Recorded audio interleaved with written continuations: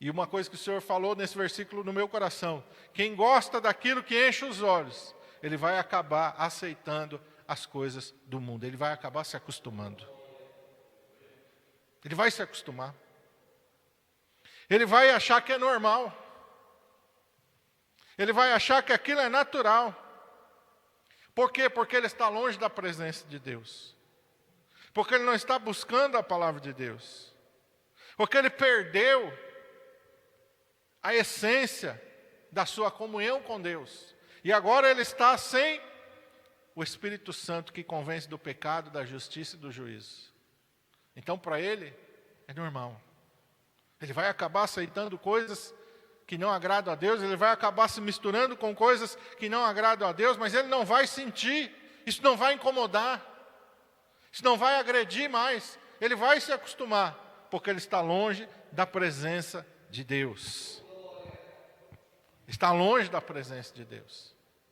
E uma das coisas que a gente nota na palavra de Deus, e dois personagens assim bem marcantes, Saul, quando ele foi cheio do Espírito Santo, a palavra de Deus diz que ele começou a louvar o Senhor, ele começou a profetizar, ele ficou ali, estirado no chão, uma manifestação tão grande, a glória de Deus veio sobre ele, a palavra de Deus diz que o Espírito Santo transformou ele num novo homem. E você vai acompanhando a trajetória de Saul, em determinado momento, diz a palavra de Deus, que o Espírito Santo se retira dele. E não tem nada, nenhuma percepção de Saul que ele está sem a presença de Deus mais. A percepção que ele tem é quando o demônio entra na vida dele. Aí ele percebe que alguma coisa tem errado, mas aí já é tarde demais. Porque faz tempo que o Espírito Santo foi embora da vida dele. E agora o demônio está na vida dele. E aí ele começa a ficar perturbado. Ele não percebeu, ele percebeu quando o Espírito Santo veio. Mas ele não percebeu quando o Espírito Santo saiu. A mesma coisa é Sansão. Sansão anda na presença de Deus e a cada momento que os obstáculos vêm, a palavra de Deus diz que o Espírito Santo vem sobre ele poderosamente. E aí ele vai, ele luta, ele mata o leão, ele mata os filisteus, ele arranca a porta da cidade. Ele faz tantas coisas porque ele sente que o Espírito Santo vem sobre ele.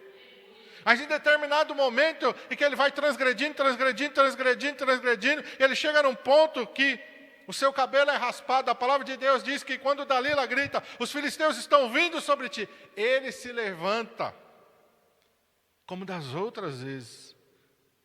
Porém, diz o versículo, ele não sabia que o Espírito Santo já tinha se retirado dele. Ele não percebeu quando o Espírito Santo saiu da vida dele.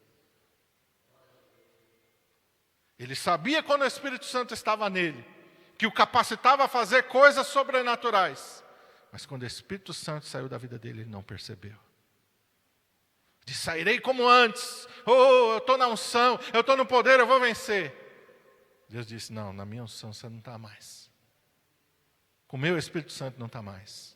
Porque o Espírito Santo não vai contender conosco. O Espírito Santo não vai agarrar a gente pelo pescoço. O Espírito Santo não vai falar, acorda. Não, o Espírito Santo não vai fazer isso. A palavra de Deus diz que a voz do Espírito Santo é mansa, é delicada. E eu, para ouvir a voz do Espírito Santo, eu tenho que fazer o quê? O que eu tenho que fazer? Eu tenho que estar no ambiente e estar preparado para ouvir a voz do Espírito Santo de Deus. Em Sodoma e Gomorra eu não vou ouvir a voz do Espírito Santo de Deus. Mas lá no deserto, onde não tem ninguém, onde não tem barulho de cidade, onde não tem barulho de nada, onde eu estou praticamente sozinho, lá eu vou ouvir a voz do Espírito Santo, se eu estiver guiado pela palavra de Deus. A voz de Deus, ela é mansa. Elias está ali na caverna, vem um terremoto, mas Deus não está no terremoto. Passa ali um vento forte, Deus não está no vento forte, o furacão ali, e o fogo. Mas de repente a Bíblia diz, uma brisa mansa e suave. E uma voz doce de Deus. Elias, o que fazes aqui?